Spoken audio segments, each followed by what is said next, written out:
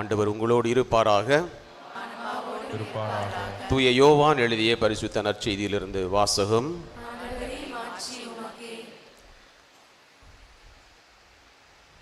அத்தியாயம் 2. 3ஆம் நாள் கலிலேயாவில் உள்ள கானாவில் திருமணம் ஒன்று நடைபெற்றது. இயேசுவின் தாயும் அங்கு இருந்தார். இயேசுவும் அவருடைய சீடரும் அத்திருமணத்திற்கு அழைப்பு பெற்றிருந்தனர். திருமண விழாவில் திராட்சைரசம் தீர்ந்து போகவே இயேசுவின் தாய் அவரை நோக்கி, திராட்சைரசம் தீர்ந்து விட்டது என்றார். இயேசு அவரிடம், அம்மா, அதை பற்றி நாம் என்ன செய்ய முடியும்? எனது நேரம் இன்னும் வரவில்லையே என்றார். இயேசுவின் தாய் பணியாளரிடம், அவர் உங்களுக்கு சொல்வதெல்லாம் செய்யுங்கள் என்றார்.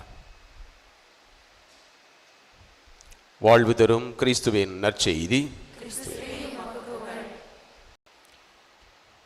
கிறிஸ்து இயேசுவில் பிரியமான சகோதரர்களே, பனிமய தாயின் அன்பு பிள்ளைகளே, பனிமய தாயின் பக்தர்களே, இன்றைய மறையுரை அல்லது அருளுரைக்கு கொடுக்கப்பட்டுள்ள தலைப்பு அல்லது சிந்தனை, அவர் சொற்படி நடந்திட.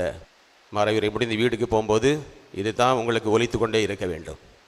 இந்த சிந்தனை அன்னை மரியாள் கானாவூர் திருமண விழாவில் திராட்சை ரசம் தீர்ந்து போனது என்று அறிந்து தன் மகனிடம் இயேசுவிடம் அணுகி, திராட்சை ரசம் தீர்ந்து விட்டது என்று சொல்லிவிட்டு உடனடியாக வேலையாட்களை பார்த்து, அவர் சொல்லுவதை செய்யுங்கள். ஆக இந்த சிந்தனையினுடைய உரிமையாளர் யாரு? அன்னை மரியாள். அவர் சொற்படி நடப்பது என்றால் என்ன? ஆண்டவர் இயேசு நற்செய்தியில் போதிக்கின்ற, கட்டளையிடுகின்ற அனைத்தையும் செய்து வாழ்வது. இதுதான் அவர் சொற்படி நடக்கின்ற முறை. விவிலியத்தை தெளிந்து வாசித்து சிந்தித்தால் பழைய ஏற்பாட்டு காலத்தில் ஆண்டவராகிய கடவுள் சொற்படி தட்டாமல் நடந்தவர்கள் பெற்ற ஆசீர்வாதங்களையும், கடவுள் சொல்லை மீறி நடந்தவர்கள் பட்ட துன்பத்தையும் அனுபவித்த தண்டனையையும் நாம் நிறைய காண முடியும். விவிலியம் போற்றுகின்ற, விவிலியம் நமக்கு முன் உதாரணமாக தருகின்ற இறை நம்பிக்கையின் முன்னோடிகளின் வாழ்க்கையை கூர்ந்து கவனித்தால் அவ்வாறு நடக்க தூண்டியது எது என்று நிச்சயமாக அறியலாம். முதல் உதாரணம் நம்முடைய விசுவாசத்தின் தந்தை, முதுவரும் தந்தை ஆபிரகாம். தொடக்க நூல் 12:1 கடவுள் அவரை பார்த்து சொல்கிறார், உன் நாட்டிலிருந்தும் உன் இனத்தாரிடமிருந்தும் உன் தந்தை வீட்டிலிருந்தும் புறப்பட்டு நான் உனக்கு காண்பிருக்கும் நாட்டிற்கு செல் என்று ஆண்டவராகிய கடவுள் ஆணையிட உடனே ஆபிரகாம் கீழ்ப்படிந்து நடக்கிறார். ஆண்டவர் ஆபிரகாமை நோக்கி, உன் வழிமரபினரை பூவுலகின் மண்ணை போல பெருகச் செய்வேன். ஆகவே பூவுலகில் மணலை ஒருவன் எண்ண முடியுமானால் உன் வழிமரபினரையும் எண்ணலாம். வானத்தை நிமிர்ந்து பார், முடியுமானால் விண்மீன்களை எண்ணிப்பார், இவற்றை போல உன் வழிமரபினரும் இருப்பர். இப்படி வாக்களித்த ஆண்டவர் வயது முதிர்ந்த நிலையில் இருந்த ஆபிரகாமுக்கு அதுவரை ஒரு மகனை பிறக்க செய்யவில்லை. ஆபிரகாம் யோசிச்சிருக்கணும், ஆண்டவர் சும்மா ரீல் விடுறாரா அப்படின்னு சொல்லி. ஆனால் அடுத்ததாக கடவுளின் வாக்குறுதிப்படி அவருக்கு ஒரு மகன் பிறக்கிறான். ஆபிரகாமுக்கும் சாராவுக்கும் பிறந்த மகன் ஈசாக்கை தனக்கு பலியிட வேண்டும் என்று கடவுள் கட்டளையிடுகிறார். ஒரே மகனை தந்துவிட்டு அவனை பலியிட வேண்டும் என்று ஆண்டவர் கட்டளையிடுகிறார். அதிகாலையில் எழுந்து மகன் ஈசாக்கை கூட்டிக் கொண்டு பலியிட மலைப்பகுதிக்கு செல்கின்றார். அங்கே மகனை பலி கொடுக்க முனையும் போது கடவுள் தடுத்து நிறுத்துகின்றார். வச்சு யோசிச்சு பார்த்தோம்னா ஆபிரகாம் கடவுளிடம் எந்த உரையாடலும் நடத்தவில்லை, கேள்வி கேட்கவில்லை. என் வழிமரபினரை கடல் மணலை போல வானத்து விண்மீன்களைப் போல பலுகி பெருகச் செய்வேன் என்று சொன்ன கடவுளே, என் மகனை பலி கொடுத்தால் எப்படி என் வழிமரபினர் பலுகி பெருகுவர் என்ற நியாயமான கேள்வி கூட ஆபிரகாம் கேட்கவே இல்லை. கடவுள் கட்டளைக்கு எந்த மறுப்பும் சொல்லவில்லை. உடனே கீழ்ப்படிந்து நடந்தார் என்று விவிலியம் கூறுகிறது. இதன் வழியாக கடவுள் ஆபிரகாம் தன்மீது கொண்டுள்ள ஆழமான நம்பிக்கையையும் இறை அச்சத்தையும் தாழ்ச்சியையும் பணிவையும் கண்டுகொண்டார். ஆனால் சோதோம் கொமோராவை அழிக்கப் போகிறேன் என்று என்னுடைய ஊழியனுக்கு சொல்லாமல் செய்வேனா என்று ஆபிரகாமிடம் சொல்லுகிறார். உடனே துணிச்சலாக உரையாடுகிறார் ஆபிரகாம். 50 ஆரம்பித்து படிப்படியாக குறைத்து 10 நீதிமான்களாவது இருந்தால் அந்த நகர்களை அழிக்காமல் விட்டு விடுவீர்களா என்று கேட்கிறார். கடவுளிடம் பேசும்போது துணிச்சலுடன் ஆபிரகாம் பேசினாலும் அவ்வளவு துணிச்சலாக கேள்வி கேட்க தெரிந்த ஆபிரகாமுக்கு இடையில ஒரு பிட்டு போடுறார். தூசியும் சாம்பலுமான நான் என் தலைவரோடு பேச துணிந்து விட்டேன். எவ்வளவு தாழ்ச்சி! நான் தூசி, நான் சாம்பல், கடவுளாகி என் ஆண்டவரிடம் நான் பேச துணிந்து விட்டேன். எனவே இதை செய்வீங்களா என்று மிகுந்த பணிவோடு கேட்கிறார். ஆக ஆபிரகாம் இறை அச்சத்துடன் கொண்ட ஆழ்ந்த இறை நம்பிக்கையை கொண்டிருந்தார். ஒன்று. இரண்டாவது, மிகுந்த பணிவையும் தாழ்ச்சியையும் கொண்டிருந்தார். மூன்றாவது, துணிச்சலை கொண்டிருந்தார். விவிலியத்தில் அடுத்த நபரை நாம் பார்க்க போவது மோசே. மோசே கடவுளின் கட்டளைப்படி இஸ்ரேல் மக்களின் விடுதலைக்காக எகிப்து நாட்டுக்கு சென்று பார்வோன் அரசனை சந்திக்கிறார். கடவுளின் கட்டளையை பற்றி சொல்லி மக்களை விடுதலை செய்யும் பணியை ஆரம்பிக்கிறார். கடவுள் ஒவ்வொரு முறையும் மோசேயிடம் பேசி என்னென்ன செய்ய வேண்டும் என்று பணிக்க அதை அப்படியே செய்கிறார். மக்களிடமிருந்து எதிர்ப்பு கிளம்பும் போது கூட அதை கடவுளிடமே முறையிடுகிறார். இதே மோசே பார்வோன் அரசனுடைய வாளுக்கு பயந்து ஓடிய கோழை. அதே கோழை திரும்ப அரசன் முன்னதாக துணிச்சலாக நிற்கிறார். மோசேயிடம் சந்திப்பு கூடாரத்தில் ஒரு நண்பரிடம் பேசுவதை போல ஆண்டவரும் முகமுகமாய் பேசுகிறார் என்று விடுதலை பயணம் 33:11 கூறுகிறது. நீ என் பார்வையில் தயை பெற்றுள்ளாய். மோசே சீனாய் மலையில் கடவுளை சந்திக்கும் போது தரை மட்டும் தாழ்ந்து வணங்கி பேசுகிறார். எவ்வளவு தாழ்ச்சியான மனதோடு கடவுளை தாழ்ந்து வணங்கி பேசுகிறார். மோசேக்கு எதிராக ஆரோனும் மிரியமும் பேசும்போது அவர்களை ஆண்டவர் தண்டிக்கிறார். பூவுலகின் அனைத்து மாந்தரிலும் மோசே சாந்தமிகு மானிடராய் திகழ்ந்தார். எண்ணிக்கை நூல் 12:3 கூறுகிறது. மேகத்தூணில் இறங்கி வந்து ஆண்டவர் மோசேயை பற்றி என் வீடு முழுவதும் அவனே நம்பிக்கைக்குரியவன், நான் அவனோடு பேசுவது மறைபொருளாக அல்ல, நேர்முகமாக இருக்கும் ஆண்டவர் உருவையும் அவன் காண்கிறான். எண்ணிக்கை 12:8. இவ்வாறாக மோசே கடவுள் மீது அச்சம் கொண்டவராக, அவருடைய கட்டளைகளில் வார்த்தைகளில் முழு நம்பிக்கை கொண்டவராக, பார்வோன் அரசரிடமிரும் துணிந்து கடவுளின் ஆணையை பேசும் துணிச்சல் கொண்டவராக இருக்கின்றார். மிகுந்த பணிவோடு ஆண்டவரிடம் பேசுகின்றார். ஆண்டவரிடம் உரையாடுவதை நாம் பார்க்கிறோம். மக்களுக்காக சிபாரிசு செய்கிறார்.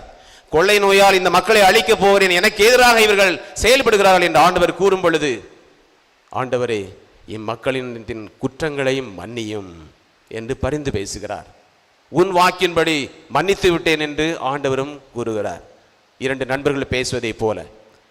மூன்றாவது நபர் விவிலியத்திலே நாம் பார்க்க போவது இறைவாக்கினர் எலியா. இஸ்ரேலை ஆகாப் அரசன் ஆண்ட காலத்தில் பல ஆண்டுகள் மழை பெய்யாமல் பஞ்சம் ஏற்படுகிறது.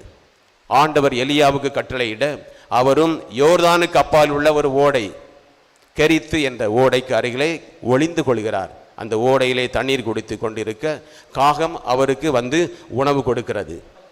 ஆண்டவருடைய வாக்கு வருகிறது, நீ சாரிபாத்துக்கு போ என்று சொல்கிறார். உடனே அந்த இடத்தை விட்டு போகிறார். அங்கே ஆண்டவரின் திட்டப்படி ஒரு கைம்பெண் அவருக்கு உணவளித்து பேணி காக்கிறார். மீண்டும் கடவுள் கூறுகிறார், ஆகாபு அரசன் முன் போய் நில். உண்மையான கடவுளாகிய ஆண்டவரை விட்டுவிட்டு பாகாலை வணங்குகிற இஸ்ரேல் மக்களுக்கு தூண்டுதலாக இருக்கும் ஆகாபுக்கு சவால் விடுகிறார் எலியா. ஒரு அரசனையை எதிர்த்து நிற்கிறார் இறைவாக்கினர், ஒரு சாதாரண ஓடி ஒளிந்து கொண்ட மனிதன்.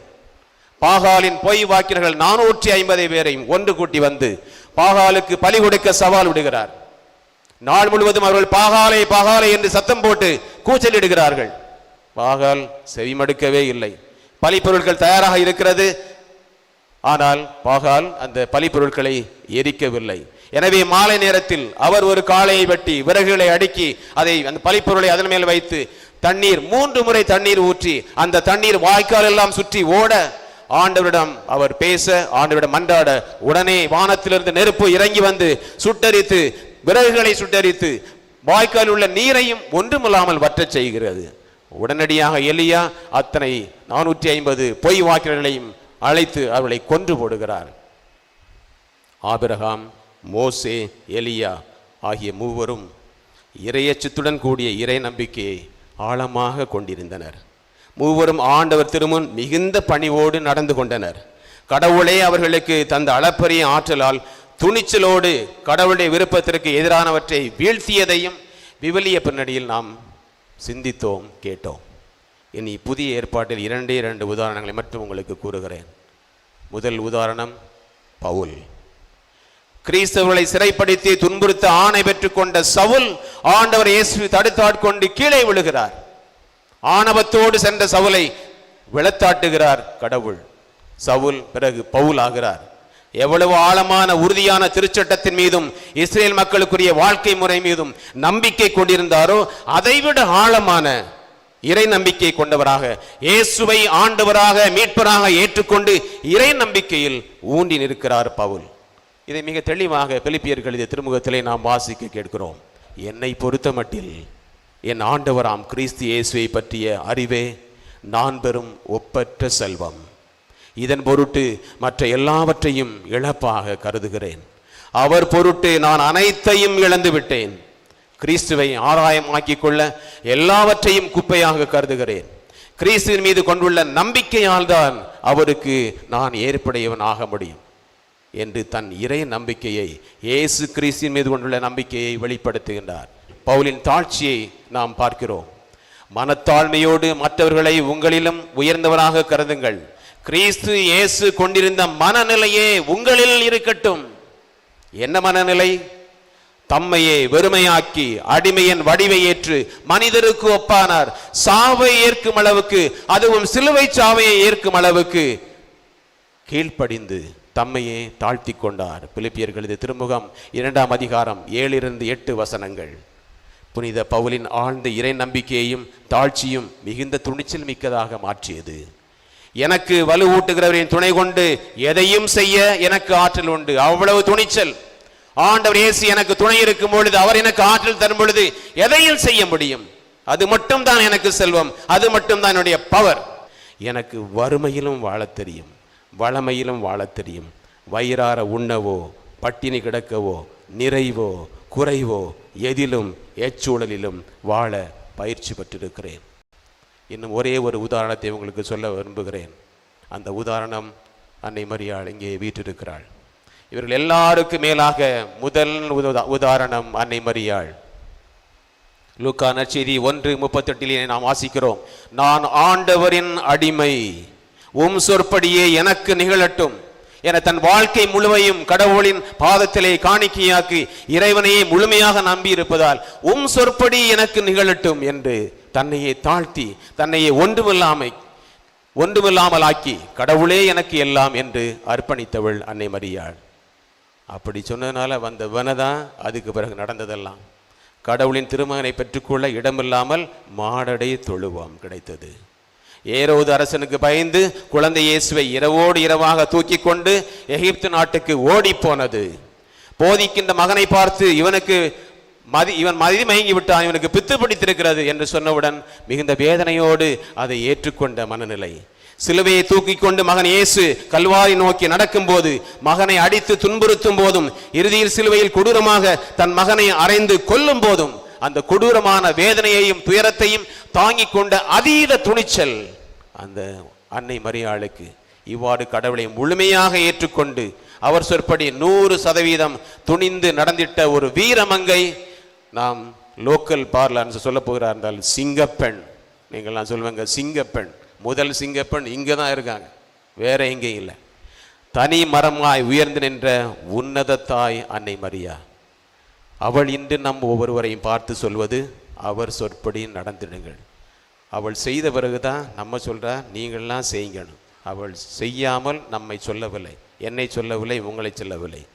அவர் சொற்படி நடந்திட நமக்கு என்ன தேவை? முதலிலே நான் விளக்கிவிட்டேன். இறை அச்சத்துடன் கூடிய நம்பிக்கை நம்பர் 1. மிகுந்த தாழ்ச்சியும் பணிவும் வேண்டும் நம்பர் 2. எந்த சூழ்நிலையிலும் கடவுளின் வழிநடத்துதலை ஏற்றுக்கொள்கின்ற பணிவு நம்பர் 3. கடவுளின் சொற்படி இறைமகன் இயேசுவின் சொற்படி நடந்திடும் அதீத துணிச்சல் வேண்டும். நாம் வாழும் இக்காலத்தில் இந்த 3 சிறந்த பண்புகளை கடைபிடித்து வாழ முடியுமா? சாமி இதெல்லாம் பழைய காலம், இப்பெல்லாம் அதில் நடக்குமா? நான் சொல்றேன், நடந்த ஒரு ஆளை பற்றி இப்ப சொல்ல போறேன். கடந்த 15 ஆண்டுகள் நம் கத்தோலிக்க திருவையை வழிநடத்திய நாம் எல்லோரும் கண்ட மாமனிதர் திருத்தந்தை பிரான்சிஸ் அவருடைய எளிய வாழ்வு அவர் இறைவனிடம் கொண்டிருந்த ஆழ்ந்த இறை நம்பிக்கையை எடுத்து கூறியது. சிரியா நாட்டு அகதிகளை ஒரு 12 பேரை 3 குடும்பங்களை தான் பயணம் செய்த அந்த விமானத்தில் ஏற்றுக்கொண்டு வந்து தன்னுடைய விடுமுறை இல்லத்தில் இன்னும் பராமரிக்கிறார். திருத்தந்தை பிரான்சிஸ் இறந்து போனாலும் அவர்கள் பராமரிக்கப்படுகிறார்கள். சிறைச்சாலைக்கே சென்று அங்கே உள்ள கைதிகளுக்கு ஆண் பெண் கைதிகளுடைய பாதங்களை கழுவி தன்னுடைய தாட்சியை வெளிப்படுத்தினார். இன்னும் ஒருபடி மேலாக தெற்கு சூடானில் போரினால் பாதிக்கப்பட்ட மக்கள், ஏராளமான மக்கள் கொல்லப்பட்டார்கள். அதற்காக அந்த தெற்கு சூடான் தலைவர்கள் வந்தபோது அவருடைய காலில் விழுந்து அவருடைய காலில் முத்தம் செய்து தன்னுடைய தாட்சியை வெளிப்படுத்தினார். அதே தாட்சி நிறைந்த திருத்தந்தை பிரான்சிஸ் தன்னுடைய துணிச்சலையும் எப்படி காட்டினார் என்று நீங்கள் அறிய வேண்டும். பெருந்தவறு இழைத்த ஆயர்கள் கருதினார்களை கூட அவர்கள் பதவியிலிருந்து நீக்கி நீதியை நிலைநாட்டிய துணிச்சல். உதாரணத்திற்கு வத்திக்கான் பொருளாதார பொறுப்பில் இருந்த கார்டினல் பெஜியூ என்பவரை வத்திக்கான் நிதியை தவறாக பயன்படுத்தியதற்காக அவரை பதவியிலிருந்து நீக்கி அவர் மேல் திருச்சபை நீதிமன்றத்தில் வழக்கு பதிவு செய்த போன்ற துணிச்சல் இந்த திருத்தந்தையை வரலாறு கண்டதில்லை. ஏனென்றால் அவர் ஆண்டவரின் சொற்படி நடக்கின்றவர். அவரால் மட்டும்தான் அது செய்தி காட்ட முடியும். ஆண்டவர் இயேசுவின் சொற்படி நடக்க முற்படும் பொழுது என்னெல்லாம் நமக்கு நடக்கும்? மனிதர்களின் வழிகாட்டுதலை பல சமயங்களில் புறந்தள்ளும் நிலை ஏற்படும். இரண்டாவதாக, ஆண்டவர் இயேசுவின்படி சொற்படி திருநூல் வழிகாட்டுதல் படி நடக்கும்போது தவறுகள் நடக்கும் பொழுது அதை சுட்டி காட்டி கண்டிக்கின்ற துணிச்சல் வரும்.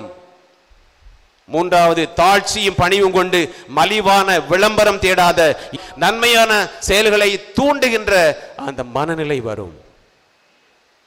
இந்த ஆழ்ந்த இறை நம்பிக்கை எங்கேதான் கிடைக்கும்? எந்த கடையில் கிடைக்கும்? எப்படி பெறுவது?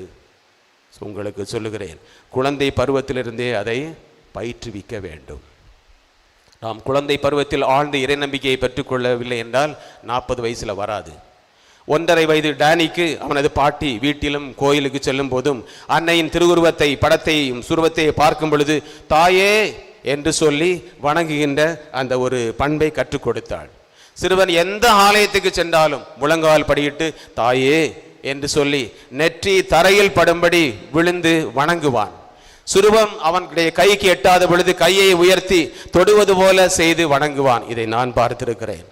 இதுதான் இறை நம்பிக்கையினுடைய ஆரம்பம். பிள்ளைகள் வளர்ந்து பெரியவர்களாகும் பொழுது, பள்ளிக்கு செல்லும் பொழுது அவர்கள் ஆலயத்திற்கு சென்று பக்தியாக திருப்பலி காண பெற்றோர்கள் ஊக்கம் கொடுக்க வேண்டும். தினசரி திருப்பலிக்கு எத்தனை மாணவிகள் வருகிறார்கள்? அவர்களுக்கு விவிலியம் வாசிக்க கற்றுக் கொடுக்க வேண்டும். இறை வார்த்தையை கற்றுக் கொடுக்க வேண்டும். எழுப்பினார், தம்பி பூசைக்கு போவோம், எழும்பு. நான் படுத்துக்கொண்டே விதண்டாவாதம் பேசினேன். இப்போ நான் மணி அடிக்குது 5, 2வது மணி 5:15, 3வது மணி 5:30, அதுக்கு ஒரு 10 நிமிஷம் ஜெபம். 5:40 தானே சாமி பூசை, எதுக்கே இப்போ எழுப்புறீங்க அப்பா அப்படின்னு கேட்டேன். திருப்பலி முடிந்தேன். அப்பா வரும் பொழுது நான் தூங்கி கொண்டு தான் இருந்தேன். எங்கள் அப்பா ஒன்றும் சொல்லலை. நேர அம்மாட்ட போகிறாங்க. அவனுக்கு காலையில் சாப்பாடு கொடுக்காத, பட்டினியா அவன் பள்ளிக்கு செல்ல வேண்டும் என்று சொல்லிவிட்டு எங்களை வீட்டில் உள்ள ஆடுகளை ஓட்டி கொண்டு வயலுக்கு சென்று விட்டார். எங்கள் அப்பா வீட்டை விட்டு வெளியே போனோடனே எங்கள் அம்மா பதறி அடித்து ஓடி வந்தார். இன்னும் தூங்கிக்கிட்டா இருக்க, தூங்கு மூஞ்சி, எலும்பு தயார் செய்து கொண்டு சாப்பிட்டுட்டு ஓடிடு அப்படின்னு சொன்னான். அதன் பிறகு என் அப்பா ஒரு நாளும் கேட்டதில்லை, எங்க அம்மாவிடம் கேட்டதில்லை நீ சாப்பிட்டியா என்று. ஆனால் அவர் அன்று செய்த 7ஆம் வகுப்பில் எனக்கு செய்தது இன்றும் அவருடைய கல்லறை முன் இருக்கும் பொழுது என் கண்ணுக்கு என்னுடைய நினைவுக்கு வருகிறது. இறை நம்பிக்கை தான் வாழ்க்கையில் முக்கியம், அதுதான் உன்னை வழிநடத்தும் என்று அன்று எனக்கு கற்றுக் கொடுத்தார். ஒரு சில சமயங்களில் 6:30 மணி காலை திருப்பலிக்கு நான் இங்கு வந்திருக்கிறேன். சாதாரண நாள் திருப்பலி. அப்பொழுது ஒரு சில ஹோலி கிராஸ் யூனிஃபார்ம் பார்ப்பேன், ஒரு சில லசால் சென்ட் சேவியர்ஸ் யூனிஃபார்ம் பார்ப்பேன், ஒரு சில மாணவர்கள் மாணவிகள். மற்றவர்கள் எல்லாம் எங்கே செல்கிறார்கள்? எங்கே செல்கிறாங்கன்னு நான் சொல்கிறேன் உங்களுக்கு.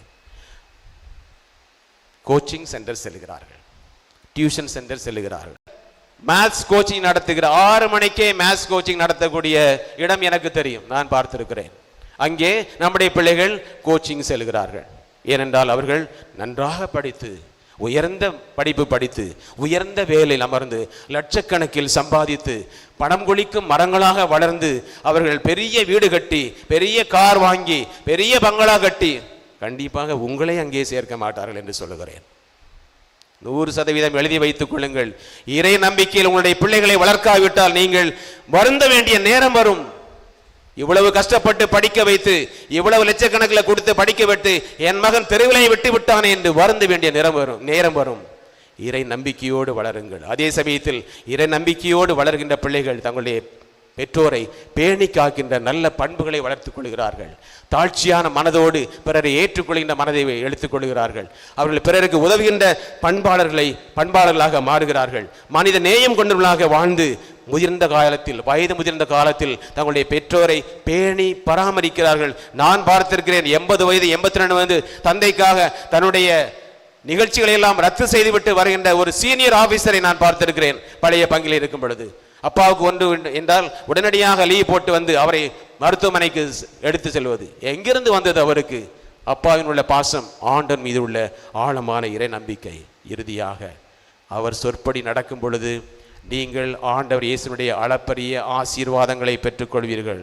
என்னது பெற்றுக்கொள்வீர்கள்? ஆண்டவருடைய அளப்பரிய ஆசீர்வாதங்களை பெற்றுக்கொள்வீர்கள். ஒன்று. இரண்டாவதாக, நீங்கள் ஆண்டவரின் ஆசீர் தரும் கருவியாக செயல்படுவீர்கள். நீங்களே ஆண்டவரின் ஆசீரின் வாய்க்காலாக செயல்படுவீர்கள். இது அதைவிட முக்கியம். ஆக அன்னை சுட்டி காட்டியபடி அவர் சொற்படி நடந்து நீங்கள் நிறைவான ஆசீரை பெற்றுக்கொள்ள, நீங்களே இறையாசின் கருவிகளாக மாற இந்த நற்கருணை ஆசீரில் உங்களுக்காக மன்றாடுகிறோம். நம் பனிமையை தாய் இந்த முயற்சியில் உங்களுக்கு உறுதுணையாய் இருப்பாள். தாய் இருக்க, அவள் தயவிருக்க தாழ்வதில்லை, நாம் வீழ்வதில்லை. தாயிருக்க, அவள் தயவிருக்க தாழ்வதில்லை, நாம் வீழ்வதில்லை. அவள் போல் மாறா அன்பு தாய் உண்டோ? ஆமென்.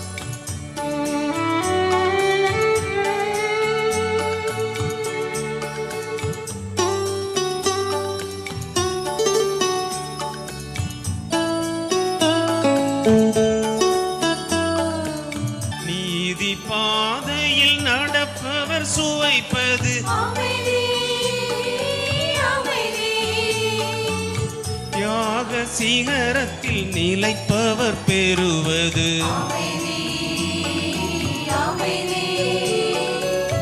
நீதி பாதையில் நடப்பவர் சுவைப்பது அமைதி.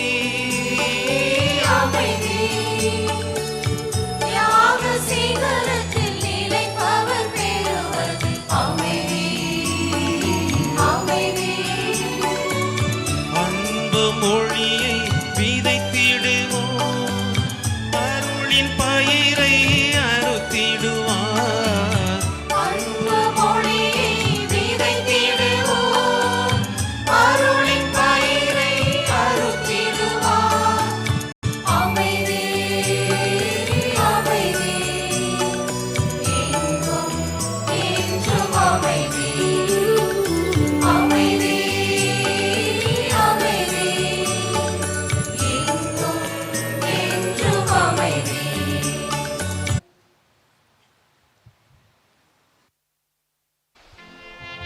Santo tribuso